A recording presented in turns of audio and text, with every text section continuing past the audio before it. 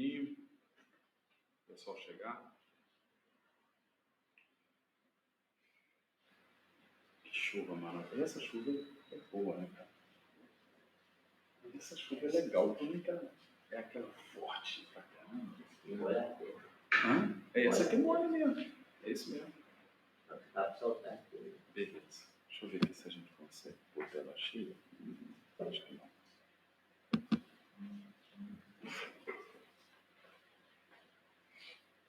Apareceu lá? Isso, beleza.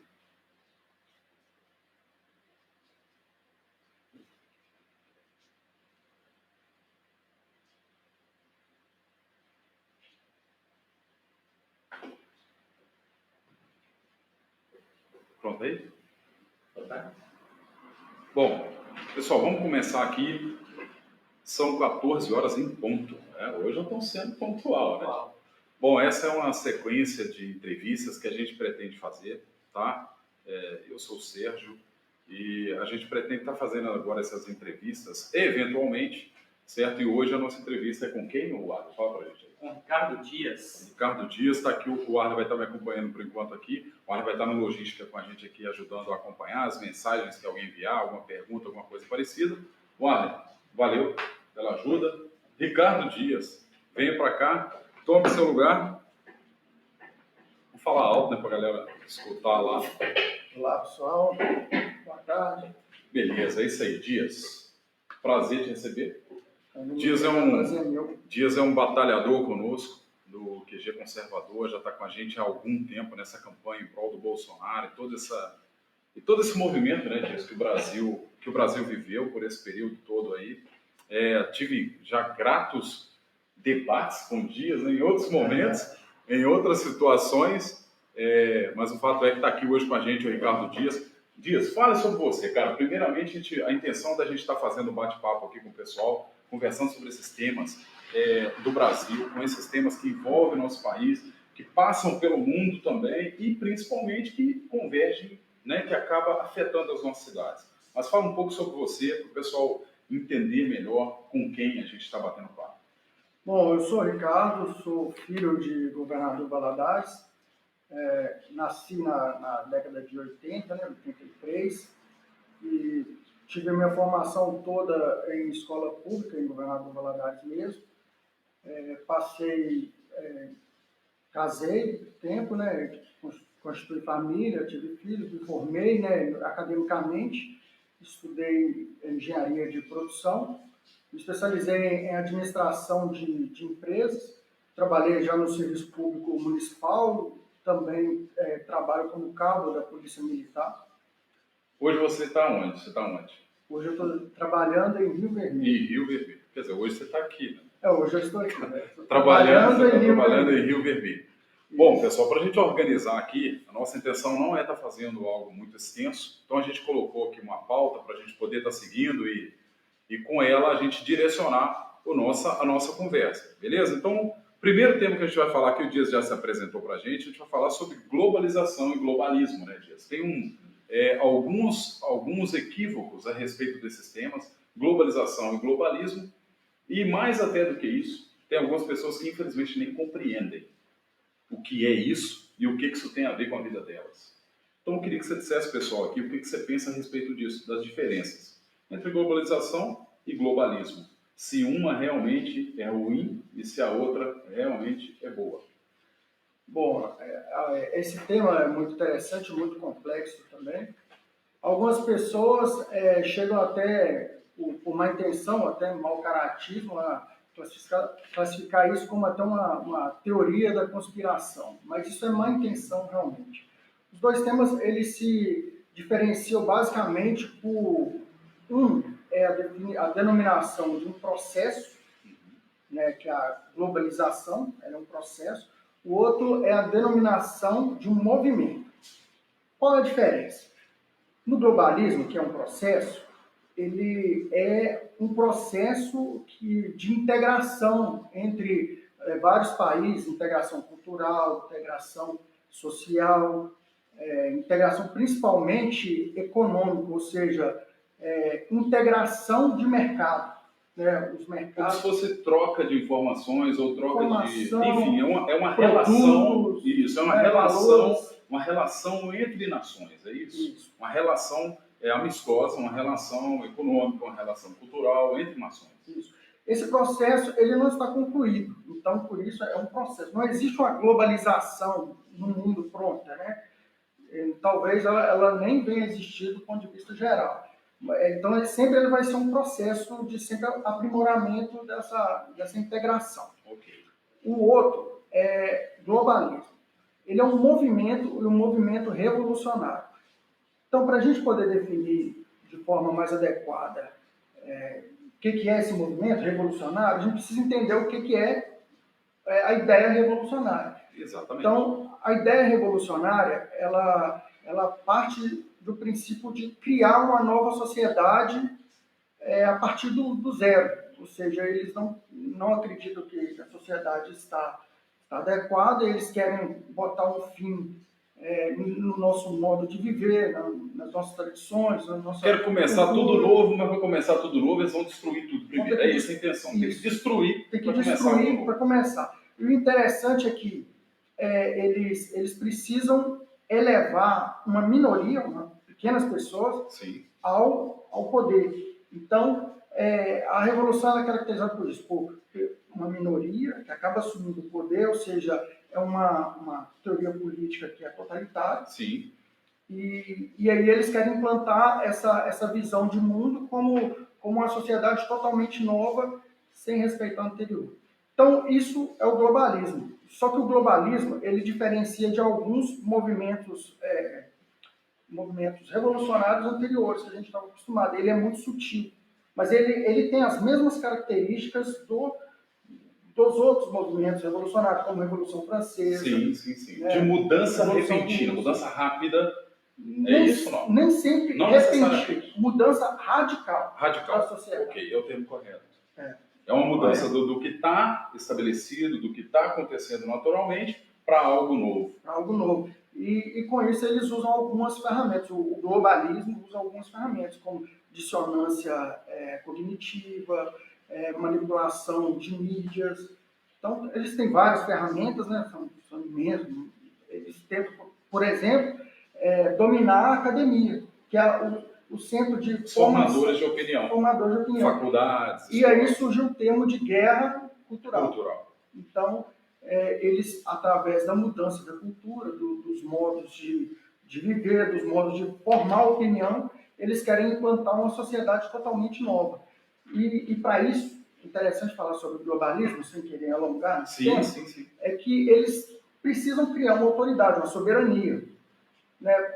Então, eles criam formas na opinião pública, através dessas ferramentas que nós dissemos, que cria um poder coercitivo na sociedade. Ou seja, é uma norma. Uma norma é um comando. Um comando central. Não, um comando. Por exemplo, não fume, que é um exemplo mais clássico. Sim. Não fumar em alguns ambientes. O fumo, há uma controvérsia, né, se ele é realmente tão maléfico. Maléfico assim e tal. Né? O fumo tabaco. Ok. E há essa discussão, não é um consenso científico. É um termo que precisa de análise. Você não está dizendo, porque tem um monte de gente que a gente sabe que não entende. Não entende. Ou faz de conta que não entende. Você não está dizendo que o fumo não faz mal. Não é isso que você está dizendo. Não é isso que eu estou dizendo. Você está dizendo que tem debates. É controverso algumas visões a respeito do mal que o fumo causa. E esses movimentos tendem a impor a ideologia deles, é o que eles querem. Na verdade, isso é um teste, né? É um teste de implantação dessa autoridade mundial. Autoridade mundial que é o globalismo. A intenção de ter um governo mundial. Representado, por exemplo, pela ONU. Então, a ONU, por exemplo, é um dos órgãos que tenta facilitar esse caminho. E o maior malefício disso é que, para eles conseguirem esse governo, eles têm que suprir o debate. O que é a democracia? É o debate. A democracia é o debate, é a formação de opinião das pessoas, e as pessoas acabam influenciando os seus políticos regionais, para que eles exerçam aquilo que a própria sociedade quer ter. O Ou seja, o globalismo sistema todo já está pronto para que quem chega já só vai conseguir seguir. não há debate mais. Não tem Se debate. não tem debate, não há É democracia. aquilo que está estabelecido por aquele governo ali, por aquela ideologia. E normalmente técnicos da ONU que tomam essas decisões. Eles acreditam que o cigarro não é bom. Sim, sim. Ou talvez eles não sabem dizer, mas é interessante ideologicamente para eles falar qualquer coisa. Eles impõem isso como uma técnica, os governos nacionais acabam mudando a lei, se submetendo a eles, e eles acabam exercendo o governo mundial que eles querem. Isso é o globalismo. Ok. Só para a gente não delongar mais ainda nesse tema, que é um tema complexo, como você bem falou, é só uma pergunta. Você votou em alguém para estar na ONU e definir o destino da sua nação? Não. Bom, eu também não. Então a gente muda o tema agora aqui. Vamos lá. Liberalismo e estatização. Eu sei que você é um cara liberal, principalmente na visão econômica, né? Então eu gostaria que você discorresse sobre isso, esse antagonismo entre o liberalismo e a estatização dos meios de produção. Praticamente é o comunismo, né? Enfim, fala mais sobre isso aí. Vamos tentar ser sucinto para a gente tentar abordar tudo. Ok. Acho que é interessante. Vamos lá. O liberalismo, ele, como a palavra diz, liberal é liberar o governo não influenciar na liberdade do cidadão de dispor dos seus bens, dos seus valores, Suas escolhas. das suas escolhas basicamente econômicas, né? Sim. Liberal No sentido econômico. Sem costumes. Não está colocando nada de costumes aí, correto? Não. Está se referindo ao liberalismo econômico. Liberalismo econômico. Adam Smith, ele é um cientista, um dos clássicos da economia. Ele estudou o que forma as riquezas das nações. Dentre isso, ele observou que as nações que tinham mais liberdade nesse fluxo de bens, de capital, de produtos, a pessoa que tem uma casa tinha liberdade para poder vender sua casa, tinha maior facilidade de ter riqueza, de adquirir riqueza. Em contraponto a isso, a esse liberalismo, surgiu uma corrente, a corrente marxista e outras correntes científicas, que prevê que o meio de produção, os meios de produção, aquilo que faz a economia, o trabalho, que gera dinheiro, que gera capital, deveria gerar riqueza. Sim. Essa corrente acredita que deve ser planejada pelo Estado. Ou seja, tira o protagonismo do indivíduo, Sim. por isso liberalismo, porque libera para o indivíduo, né? Decidir as suas questões econômicas e passaria para os Estados. Só que o problema dessa teoria, né, essa contra-teoria liberal, foi que chegaram à conclusão, ainda mais foi na data. Mises, me parece que já provou que isso não funciona. Não funciona. Não funciona. Essa questão estatal de domínio dos meios de produção não funciona, não gera riqueza para a população. Não existe como o Estado planejar tudo, inclusive valor, que é exatamente o que Mises previu. Se não tem como gerar valor, você não sabe o que vale o que, você compra uma casa e essa casa no outro dia perde valor, você perde o estímulo para comprar uma casa ou para lutar para comprar uma casa. Okay. Não gera valor e não gera riqueza e normalmente as sociedades que nós conseguimos ver que seguiu essa linha, houve desastres econômicos um atrás do outro. Exemplos aí, igual a Venezuela e tudo mais. Para trazer aqui para o nível municipal, para que entendamos mais facilmente. Né? Eu sou um cara meio burrão, mas para trazer para o nível municipal. Vamos supor que o liberalismo contra a estatização dos meios de produção, no caso aqui da estatização, seria o quê? Por exemplo, a prefeitura tomando conta de uma empresa que fabrica doces. Vamos dar um exemplo. É isso? Ela tomando conta ela que ia gerir uma fábrica que fabrica doces. Já foi provado que o meio estatal tomando conta dessa questão, a produtividade não vai ser tão boa, a qualidade não vai ser tão boa, não é isso? Sendo que o liberalismo seria o cidadão podendo ter mais facilidade de abrir o seu negócio e ele cuidar do seu negócio gerando empresa, gerando emprego, gerando renda. Isso. Seria isso, não? Ou facilitar esse caminho, o liberalismo seria isso, buscar a facilitação para o caminho de geração de emprego, geração de renda, é isso? Olha, vou tentar explicar num termo mais simplório. Simples. Se a prefeitura ela controla o mercado de doce, Sim. como no seu exemplo, esse mercado não é livre, porque ela passa a influenciar toda a cadeia de produção desse produto. Mas ela não consegue fazer um planejamento adequado entre a demanda e a oferta. Sim. Então, a questão do preço desse produto, ela não vai conseguir gerenciar, porque o mercado ele não é livre. Uhum. Quando você pensa em liberalismo econômico, o mercado ele é uma entidade que ela não tem rosto, ela não tem CNPJ, ela não tem personalidade nenhuma. Mas ela é uma força que acaba influenciando no equilíbrio da própria economia. Uhum. Né? Estamos falando de economia. Então, se o doce, se a empresa, uma empresa livre, um ambiente livre, produz mais doce do que as pessoas querem consumir, o preço desse doce acaba diminuindo, porque vai sobrar muito doce no mercado. Você já vai ter doce demais, o cara para vender ele vai ter que baixar o preço. Isso. Pelo menos para tentar vender. Isso. Para ser bem claro, é isso. Bem claro, isso. E o sistema mostra para ele que ele está produzindo demais. Isso aqui, peraí, não é isso aqui que o pessoal está querendo. Ele vai ter prejuízo, ele mesmo vai deixar de se motivar a produzir mais. Isso. Vai gerar um decréscimo na produção de doce, que vai equilibrar o mercado. Então, no liberalismo pleno, o mercado se regula. O próprio mercado se regula. Então, o Estado não precisa interferir. Ele não precisa imaginar que a população está sem doce e a partir de agora eu vou adquirir uma empresa para produzir doce para equilibrar. Então, Entendi. Isso não existe. Só os seres humanos, ou seja, o indivíduo é capaz de analisar essas coisas no dia a dia. É uma entidade pública, no caso, o setor público, pelo liberalismo, é uma visão de que ele tem que interferir o menos possível. Há uma certa interferência que é legítima. Sim. Naquelas atividades onde a iniciativa privada não tem interesse de agir, de atuar, né, em atividades típicas de Estado, então o monopólio tem que ser próprio de Estado. Então, né, não é um liberalismo absoluto.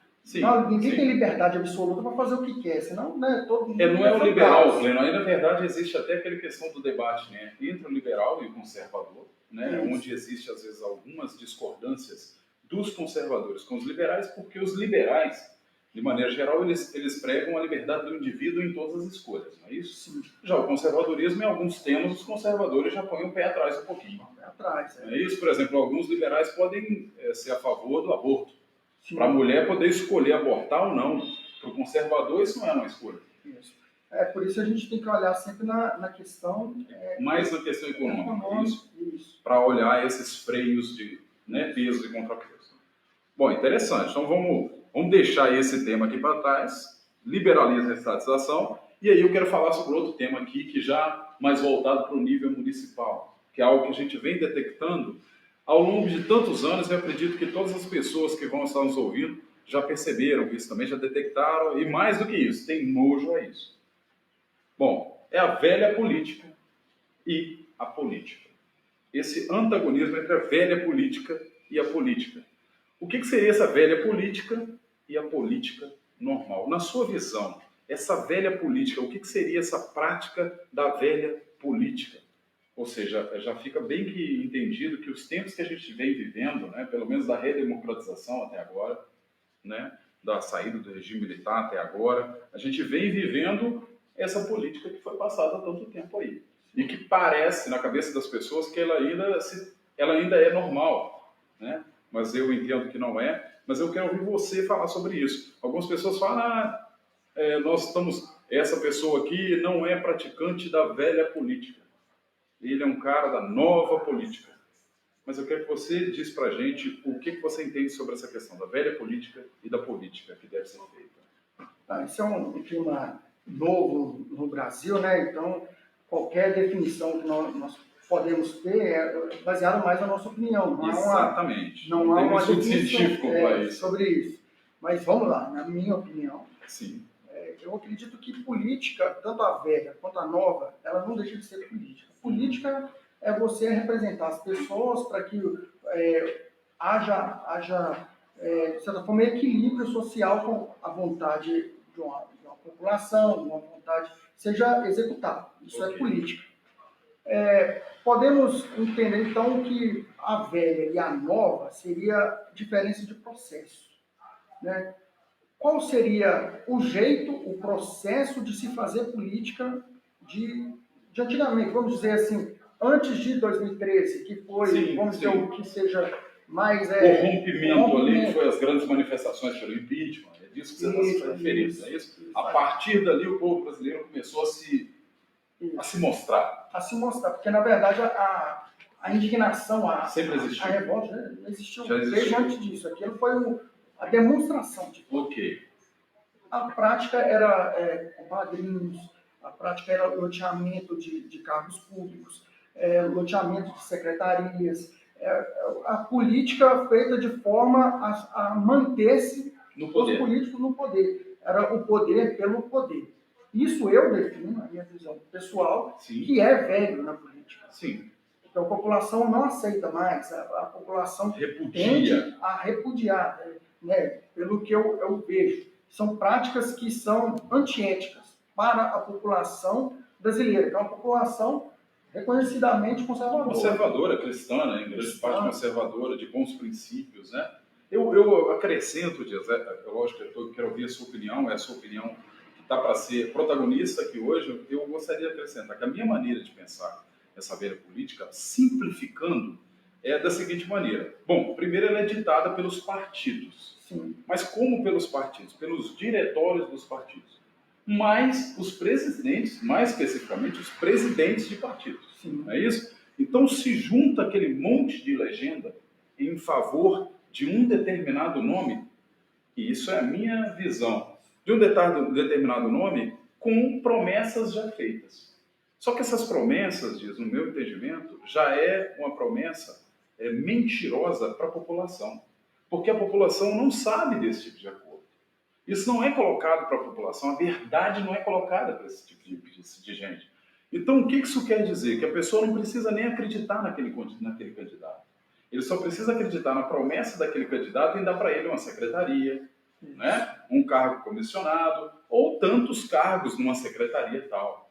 Infelizmente, essa é a minha visão, é a visão do QG conservador, e é a crítica do QG conservador a essa velha política.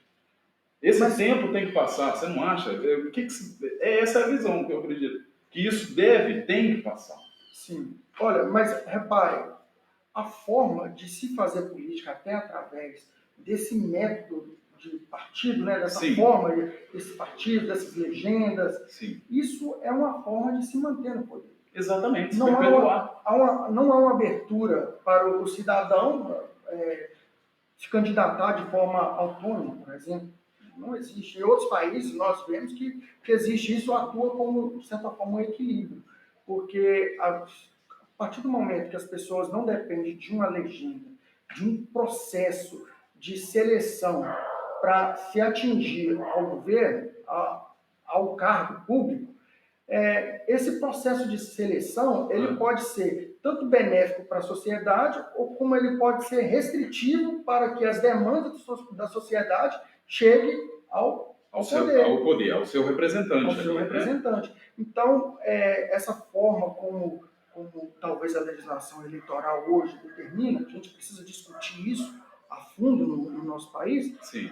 Pode ser uma das causas que há dificuldade de se mudar, de se fazer com que a população, a vontade popular, ela seja cumprida pelos políticos, pelos legisladores. É essa a diferença que eu acredito entre velha e nova política. Sim. Porque democracia. Aí nós precisamos definir democracia. O que é democracia? Democracia não é simplesmente a existência de instituições. Uhum. Né? Sistemas totalitários também existem instituições. Existem as instituições, né? Polícia, né? Saúde, enfim, tem as instituições que cuidam ali, mas enfim, vamos lá. Democracia, na minha opinião, na opinião de outros pensadores, é execução da vontade popular. A representação da vontade popular nas instituições, seria isso? A execução. Execução mesmo da vontade dela. Popular. O povo quer, por exemplo, liberação de armas. Sim, entendi. E a política se sentir constrangida a fazer aquilo que a população quer, sob pena de não conseguir se reeleger. reeleger. Isso é democracia. É a beleza da democracia. É as manifestações do dia 15, por exemplo. Isso. Que é o povo mostrando a quem ele está apoiando, qual é a pauta, né? O que é importante para o povo. Então, essa demonstração popular de apoio a determinada situação força o político que não concorda com aquela visão com que ele se posicione em favor daquilo. É isso, então. Isso é democracia. Isso é democracia para mim. Então, velha e nova política.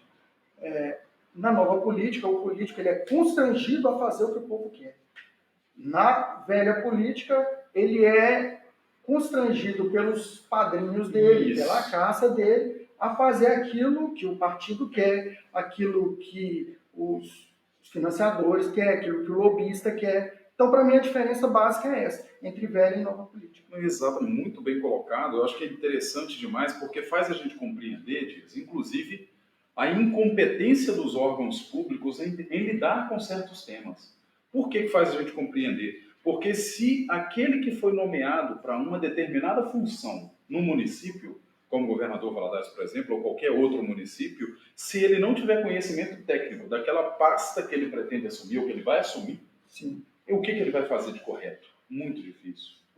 Ao passo que alguém que é da prática correta da política, que deveria ser a política, né, no sentido de tentar representar o que o povo quer, colocar o que o povo quer para ser executado, ele vai colocar alguém que seja capaz de lidar com os problemas reais da população.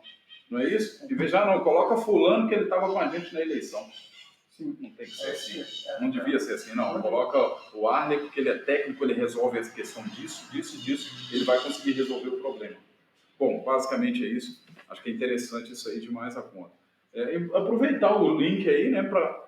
Aí, nós, que é conservador, estamos fazendo convite, tenho certeza que você também apoia isso, dia 15 de março, às 10 da manhã, na Praça dos Pioneiros. Nós vamos estar lá fazendo a manifestação em favor do governo Jair Bolsonaro. A pauta é essa, em favor do governo Jair Bolsonaro. Não é para atacar ninguém nem nenhuma instituição. O objetivo é apenas demonstrar que a população valadarense, juntamente com o povo brasileiro, continua apoiando o governo Jair Bolsonaro. Beleza? Queria te perguntar uma coisa, falando desse assunto agora e já te perguntando nesse sentido. Nem está na pauta aqui, mas acho que é importante falar sobre isso. A gente percebe algumas pessoas que apoiavam ou demonstravam um apoio ao governo Bolsonaro e diante de algumas atitudes que foi necessário ser tomada pelo governo, essas pessoas passaram a não mais apoiar e a passar a criticar. Pessoas que às vezes eram até entendidas como de direita, realmente, né? Como realmente apoiadores de uma visão diferente de política, uma visão mais adequada da política. O que você acha que precisa ser feito nesse sentido? Você acha realmente que cabe a um governo que está há pouco mais de um ano, né, tentando e mudando o rumo do país realmente? Você acha que já cabe críticas realmente veementes, críticas, vamos dizer assim, tão incisivas a um governo tão novo e tão pouco estabelecido? Olha, com relação ao governo Bolsonaro, as pessoas que trabalharam gratuitamente para dar visibilidade à candidatura dele e apoiou a eleição dele, sim, as pessoas naquele momento saberiam que encontrariam muitas dificuldades do establishment, que são o sistema burocrático todo. E além desse sistema, as próprias instituições, o Poder Legislativo, ele vamos dizer assim, ele tem as suas tradições, vamos dizer assim, as pessoas votam nas pessoas e a população talvez está buscando a sua representação ideal, mas ela talvez não chegou. Está mudando aos poucos, né? Mas, vamos dizer assim, majoritariamente ainda é de centro, né? O nosso parlamento ele é de centro. E sabíamos naquela época que Jair Bolsonaro encontraria muitas dificuldades. E ele, de fato, tem encontrado. Mas os avanços que ele já teve nesse primeiro ano, eu já classifico como pessoa que gosta de história, né? Não sou formado em história, mas como leigo, gosto de história. Eu classifico como o melhor presidente que houve na era republicana. Concordo plenamente com você. Plenamente. E com um ano de governo. Um ano apenas eu já consigo nomear isso sem dificuldade alguma. E isso torna ele, para mim, uma pessoa admirável, uma pessoa com extremo sucesso, extremo no sentido estrito da palavra, porque a nossa prática, a nossa experiência com governos anteriores Nossa. é terrível.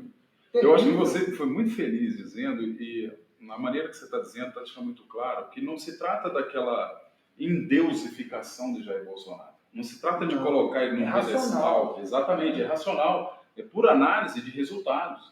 Só uma redução de quantidade de número de crimes, por exemplo, em relação a homicídios, uma redução de 23%, quase 23%. Com poucas ferramentas. Com pouquíssimas ferramentas. Apenas com a entrada de um conservador que tem um discurso mais firme, voltado contra a impunidade, já nos dá essa tranquilidade, né? Mas enfim, vamos lá. Vamos seguir aqui, a gente já está caminhando para o final aqui, a gente tem pouco mais de 8 minutos, a intenção era 30 minutos de conversa, mas a gente vai conversando e vai ficando interessante, a gente vai seguindo. Bom, eu tenho algumas questões aqui que eu queria, que já foram, na verdade, de certa maneira até abordadas aqui, mas são algumas visões que são polêmicas, às vezes, que são entendidas como polêmicas. Eu, para mim, não entendo que polêmica existe nas coisas, é só cada um tem sua opinião, coloca a sua opinião, se tiver alguém contrário, você coloca o seu contrário, a opinião aquela que está vigente, e coloca os seus argumentos, né? Isso é o que eu penso. Bom, mas alguns falam que é polêmicas, né? Então tem 3 temas aqui que eu quero que você fale rapidamente se você concorda, se você é a favor ou não, ou se tem alguma observação a fazer. Tá aqui, né? Contra ou a favor? Posse e porte de arma de fogo. Você tem alguma opinião já formada nesse assunto? Tenho. Fala aí. Como cidadão de bem, eu sou favorável. Porque, simplesmente, o cidadão de bem, o cidadão de uma pátria, ele tem o direito sagrado de se defender da tirania.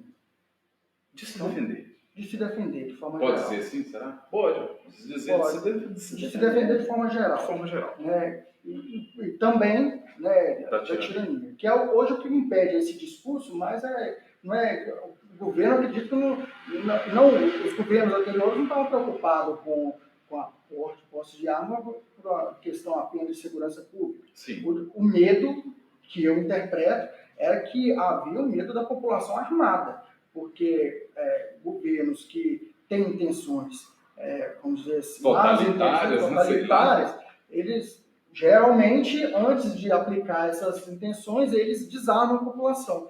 E eu acredito que seja essa a intenção. O objetivo era esse. Não funcionou muito bem no Brasil, não vai funcionar de novo não, beleza?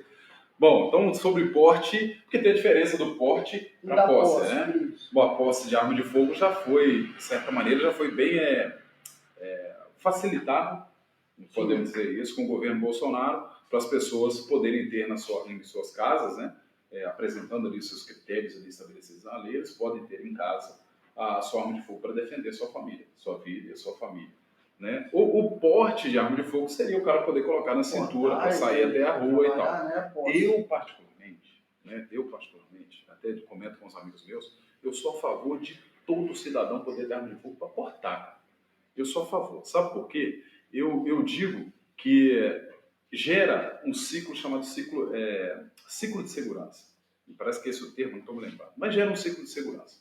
Como que eu digo isso para as pessoas? Olha, supondo que tem uma rua, tem 3 comércios ali, um senhorzinho é dono do comércio, a senhora é dono do outro comércio e um outro rapaz dono do outro comércio, certo? E aí vamos supor que até um bandido, um cara, coloca uma arma de fogo na cintura e vá para pensar em assaltar aquele lugar.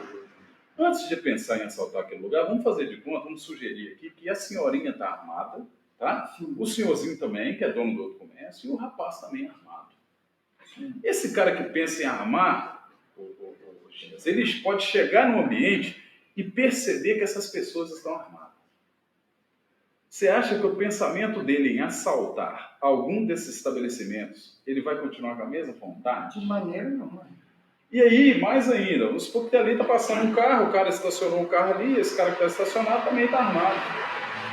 Então, ele próprio, o mesmo bandido que estaria indo ali assaltar, que ele vai perceber a ambientação, ele pode pensar assim.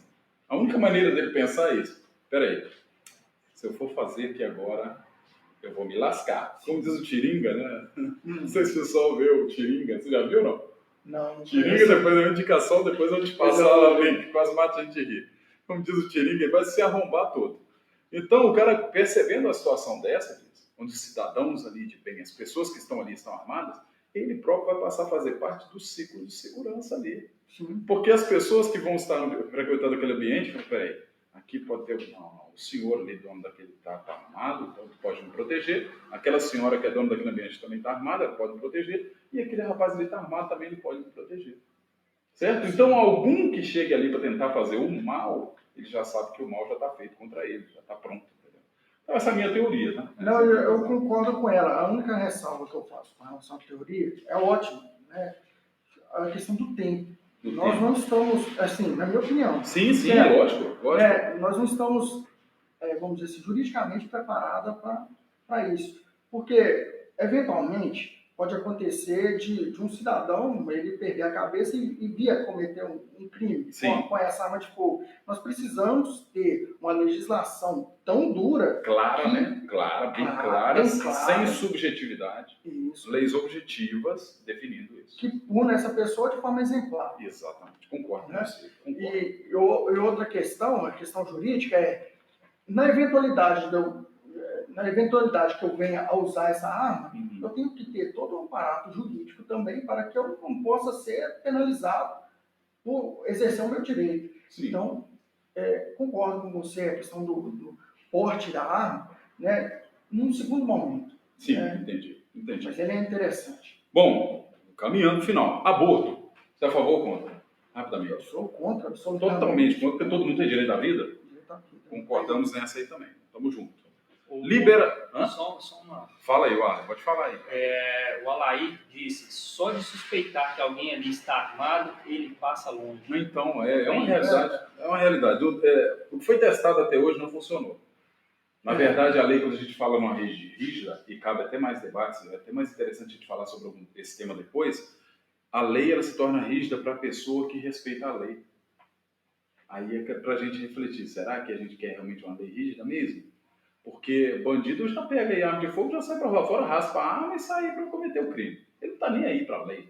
É inafiançável o crime, né, com a arma de fogo, quando o número raspado, você sabe muito bem, é inafiançável, já vai direto para a cadeia, para esperar julgamento. Então, o bandido já faz isso hoje. Mas a minha preocupação, quando eu disse, não foi nem em relação ao bandido. O bandido, ele vai arcar com a consequência dele. É que alguém que eventualmente tenha o código de desejo e por uma briga de trânsito, talvez ocorra, ele precisa ser punido. Ele tomou uma decisão criminosa, ele merece a punição também para que o uso da arma de fogo não seja banalizado. Isso, entendi. Não, isso aí então concordamos plenamente nisso aí. Vamos lá. Aborto já foi incisivo, não. Aborto se trata de matar um feto dentro da barriga da mãe. É isso, não tem outra coisa não, tá? Não se trata de direito de mulher, não se trata de direito... É uma vida em potencial. É uma vida que está para sair. É só isso, já é uma vida existente, já é um ser humano existente ali. Bom, essa é a minha visão também, o Dias concorda. Alguma coisa, Arley? O Davidson está ligado lá da Flórida, nos Estados Unidos. Que beleza, hein? Muito bom. E aí, Davidson, um abraço aí, meu irmão. Valeu por estar conosco aí. Liberação das drogas ilícitas, né? Obviamente. Porque drogas lícitas aí, você toma uma aspirina de vez em quando. Aspirina, né? Eu já tomei aspirina, não sei. Não lembro. Tô falando porque eu escutei, tá? Eu tomo Tilenol, Neosaldina. O que você toma? Tá com dor de cabeça? Neosaldina. E aí? Liberação das drogas ilícitas. Você é a favor ou contra? Vamos, a discussão, liberar a maconha, depois vamos liberar o crack, depois a heroína, depois a cocaína. Né? Até onde vai chegar essa cultura de liberação? Eu sou totalmente... até destruir o país. Né? Chegar, na verdade, a intenção de vontade de uma destruir. Uma população de zumbis que não tem a condição de reagir. Só busca isso, diz quem não tem um parente ou alguém próximo ou nunca viu alguém viciado em crack. Sim. No mínimo, eu estou citando um exemplo, né, de alguém viciado em crack, é algo deprimente, algo... E quem seriam os grandes empresários do país, hein, cara, se fosse liberado, né? Será que o pessoal acha que quem ia vender droga seria o cara da padaria? Não. Seria o cara do material de construção? Não, filho, ia ser o traficante lá do morro, que hoje está na ilegalidade, mas amanhã ele se tornaria um mega empresário e ia estar de BMW. Já estão andando de BMW nas ruas aí, né? Mas ia estar tirando com a nossa cara, aparecendo na televisão e jogando maconha pro teu filho fumar. o apresentador Siqueira Júnior, Aí, já bem disse, ó. pergunta para uma mãe que perdeu um filho pelas drogas, pergunta se ela quer a liberação. Com certeza. É só isso, é a realidade. Não adianta vir com esse discurso para cima da gente. Bom, caminhando mesmo para o final, Dias, aí para ficar uma coisa até mais tranquila, para o pessoal te conhecer melhor, o Dias veio alinhado. Tô bem uniformizado aqui, né? Adequadamente, mas ele está alinhado. Vamos lá. Ô Dias, se você passar para o pessoal, o que você faz? Um hobby. O que você faz, cara? Sei lá, eu gosto de jogar futebol, por exemplo. Eu gosto de jogar futebol. E você? O que você faz para se divertir? Olha, eu gosto também de jogar futebol, mas... Joga bem? Por isso eu desisti. Mas eu gosto de tocar violão, gosto de cantar, gosto de arte. Gosto, até no meu Instagram, se o pessoal visita lá. Isso, até para passar o pessoal o seu Instagram, eu estava até me esquecendo disso. @Dias Muniz, vai lá, acessa lá e segue a gente, vamos manter um contato, pode me perguntar as coisas que nós estamos lá para conversar. Então você gosta de tocar um violão. O seu melhor, do hobby que você mais gosta é esse? Sim. Alguma atividade física, alguma coisa, não? Eu corro, gosto de correr. Corridinha e tal. Beleza. Nadar também? Sempre que Aqui possível. em Valadares é bom, né? Muito calor. Muito calor. Legal. Hoje tá fresco, tá chovendo aí e tal, mas enfim. Um livro que você indica? Olha, se for só um por tema. Isso, sei lá, dois, um por tema? Não, vamos lá. Eu vou indicar dois, porque são livros importantes. Primeiro, você não consegue entender o mundo se você não está bem consigo mesmo. Um livro que eu acho muito interessante para você buscar essa felicidade interna é um livro que eu li chamado O Jeito Harvard de Ser Feliz. O Jeito Harvard de Ser Feliz. Isso. É um livro, Harvard tem a ver com a isso, é um livro científico, né, para quem gosta de linguagem científica. Não é um livro de autoajuda, apesar de ajudar muito, né? Uhum. Mas é um livro muito bom. Recomendo. Eu li. O Jeito Harvard de Ser Feliz. De Ser Feliz. Ok. Segundo? O segundo é relacionado para a gente entender nossa política. Não tem como você querer mudar a sociedade se você não está bem consigo mesmo. Por isso que eu fiz a primeira. O segundo é um clássico de um autor que eu gosto muito dele, gosto muito de ler. Ele é baseado na escola aristotélica, né, que é o Olavo de Carvalho. O mínimo que você precisa fazer saber para não ser um idiota. Esse é top. Esse é indispensável. Um filme, diz. Um filme que você indica, talvez seja o melhor filme para você, assim. Olha, do ponto de vista assim, mais moderno, vou fazer dois novamente. Um livro que mostra assim, a luta do bem contra o mal. Uhum. Eu gosto muito dos filmes da Marvel. Né? Eu gosto demais dos filmes da Marvel. Aí você pegou num ponto bom, que eu gosto também. Mas o principal para você? O principal para você entender o que é maldade no mundo, veja o filme A Lista de Schindler. A Lista de Schindler. Bom, e uma série. O pessoal tem visto muita série, né? Eu vi uma recente, não sei se você já viu, no Prime, né? Hunters. Chegou a ver, não? Não. Eu indico essa, é interessante. É bem interessante. Então, uma reviravolta, mostra dos nazistas, fala dos nazistas. A caça de judeus aos nazistas, né? A série é isso. Mas a sua série que você indica aí? Olha, eu tô até vendo ela, não terminei de ver a série, então não sei qual é o final, mas uma série que eu já recomendo ela, que é Chicago Fire. Muito boa. Eu já vi alguns capítulos e é excepcional. Dias, bom, antes de terminar aqui, Dias, rapidamente, eu queria que você falasse para mim sobre Governador Valadares, cara.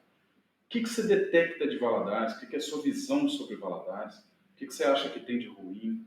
E que pode ser melhorado? Eu não estou nem pedindo para você estabelecer para a gente o que tem que ser feito para melhorar. Se você já tivesse a solução, ok. E falar isso de maneira sucinta é mais desafiador ainda. Mas sobre Valadares, seu pensamento sobre o governador Valadares, as coisas que podem talvez ser melhoradas e que têm chamado sua atenção. Olha, Governador Valadares é a cidade que eu nasci, eu vejo muito potencial na cidade do ponto de vista de localização, de alguns recursos, eu falo como engenheiro de produção, tem muitos recursos disponíveis e a cidade ela tem um potencial tanto industrial quanto de logística muito interessante. Mas eu vejo que a cidade, do ponto de vista político, ela é uma cidade inacabada, é uma cidade que não se assume.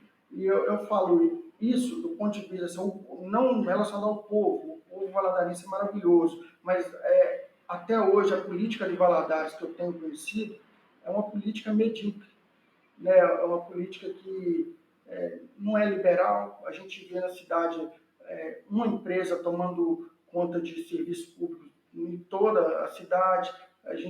Ou seja, em âmbito municipal, a gente vê monopólio na limpeza urbana, na iluminação pública, na manutenção, né, da iluminação pública, monopólios no transporte público, e a gente vai vendo concentrações ali de serviços sendo feitos e sempre a tendência a privilegiar de certa forma, um grupo apenas, não há uma visão de longo prazo para a empresa, para a cidade.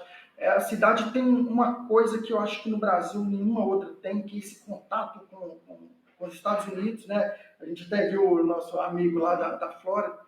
A gente vê Blumenau, ela tem uma cultura ligada à Europa, né? À Europa. A gente vê vários estados do sul, várias comunidades aproveitando isso até turisticamente, e Valadares tem essa capacidade, né? Ela é conhecida como Valador. Tem esse potencial. Tem esse potencial, e nós não aproveitamos isso de uma forma objetiva, não trazemos recursos de lá, vínculos de lá. Incentivos, né? Para que isso ocorra aqui.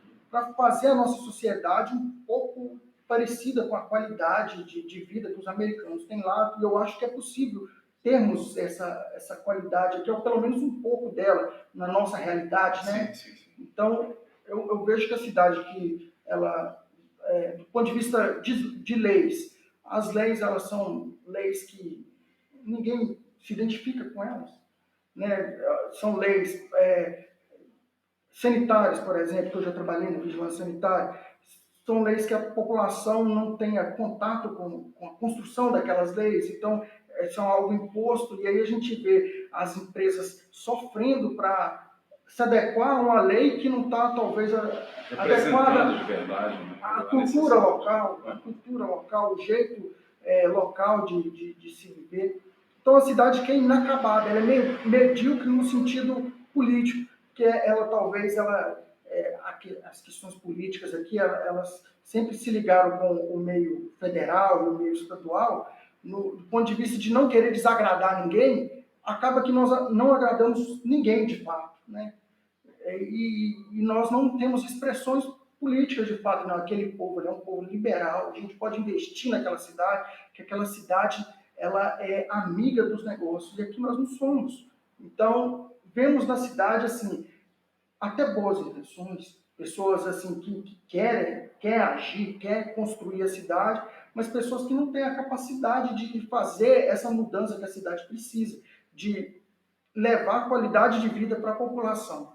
E é isso que eu sinto da nossa cidade. Precisamos mudar isso. Interessante. Muito bem colocado aqui pelo Ricardo Dias. Fala com a gente aí, Warley. Os comentários se tiver, o Alaí. O Alaí disse aqui, nas considerações finais, se possível, qual a sua sugestão para alavancar o empreendedorismo em nosso Valadares? Bom, eu acho que ele falou bem aqui já, né, Dias, no sentido de uma liberação mais, uma abertura de mercado. Sim, dividir, não ter só uma empresa para toda a cidade, vamos dividir por áreas, por regiões, né? Vamos ser amigo aos negócios, né? Sim, buscar outros empreendimentos até fora de outras cidades, buscar experiências externas, né? Eu sou capaz de dizer que não precisamos nem buscar. Se nós criarmos ambiente que as empresas vão ter potencial e elas vão nos procurar.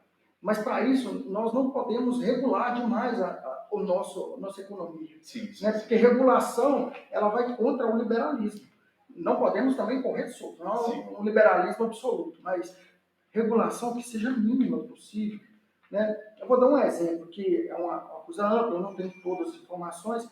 A cidade está tentando recriar, a iniciativa privada está tentando recriar um carnaval na cidade que vai, na minha opinião, desenvolver o turismo, a hotelaria, os clubes, vai melhorar a autoestima da cidade, eu acredito. Sim. Mas são tantas restrições, né? E talvez o poder público municipal não tenha nem tanta culpa, que talvez a legislação estadual também. Mas são tantas restrições, são tantas pormenores que recentemente na Lagoa Santa teve um carnaval que foi cancelado. Isso, exatamente. Né? por várias Lagoa questões, Santa né? é um bairro aqui de Governador Valadares, né, para o pessoal que é da página de outras cidades. Lagoa Santa é de um bairro aqui de Governador Valadares que teve um carnaval, né, blocos de carnaval, e aí foi até cancelado o dia seguinte por conta de problemas. Né? Problemas, isso. Então, a minha sugestão é que seja feita do âmbito geral da sociedade, até nas escolas, desde a primeira infância até na academia, seja discutido para que a nossa cidade seja simpática aos negócios. Eu falo isso, de certa forma, porque isso causa sofrimento para mim. Eu tenho um amigo que ele foi obrigado, há 2 semanas atrás, sair de Governador Valadares e ir para Uberaba para tentar a sobrevivência, porque ele não tinha amigos. Eu já perdi muitos primos. Eu tenho certeza que na cidade, muitas pessoas perderam entes queridos que foram talvez para os Estados Unidos ou para a Europa, porque nós não conseguimos alocar a nossa própria população em empregos, em sobrevivência, na sobrevivência mínima. Tem algo errado na nossa cidade. Bom, você está dizendo para a gente, resumidamente, que o poder público pode estar fazendo para Governador Valadares, para um avanço, para realmente um crescimento, é parar de atrapalhar. Parar de atrapalhar. É isso. Atrapalhamos muito os negócios. Não é o poder público que precisa fazer a população avançar. O poder público tem potencial para parar de atrapalhar o investidor. E esse investidor e essas pessoas vão estar trazendo desenvolvimento, renda, emprego, é isso? É isso. Basicamente é isso. Bom, mais alguma observação? Alguma coisa para falar? No Instagram, a seguidora Elza Maia Xenofonte, ela disse: verdade e honestidade são frutos de um bom cidadão. É isso. E é um cidadão com essas qualidades que nós queremos gerir na nossa cidade. É isso. Nossa cidade, eu acredito que grande parte do país também está nessa busca, né? De pessoas com esse tipo de pensamento, baseados pelo que ela falou aqui para a gente, de verdade e honestidade. Verdade mesmo. Então não é para encenar alguém durante uma campanha eleitoral. O Dias é pré-candidato a vereador, não é isso, Dias? É pré-candidato a vereador, não é nem o foco da nossa entrevista aqui, que estava dizendo para ele isso, que a intenção é apenas mostrar como a gente pensa, a maneira de você pensar, como é, para que as pessoas possam conhecer melhor os seus potenciais, né, aqui em Valadares. Semana que vem, né, antes até do dia de despedir da gente, semana que vem, Coronel Lacerda vai estar conosco aqui com a entrevista, falando sobre a visão dele sobre Valadares e a visão dele sobre a política. Enfim, vamos estar falando sobre diversos temas aqui. Sim. Beleza? Eu já estarei lá. Compartilhando, olhando e participando conosco. Ótima pessoa. Despeça o pessoal aí. Muito obrigado pela sua presença conosco aqui. Foi um prazer. Fica à vontade para se despedir para a gente encerrar. Pessoal, a última fala que eu gostaria de falar para vocês é que recebemos ao longo da nossa cultura muita coisa boa, muitas práticas boas.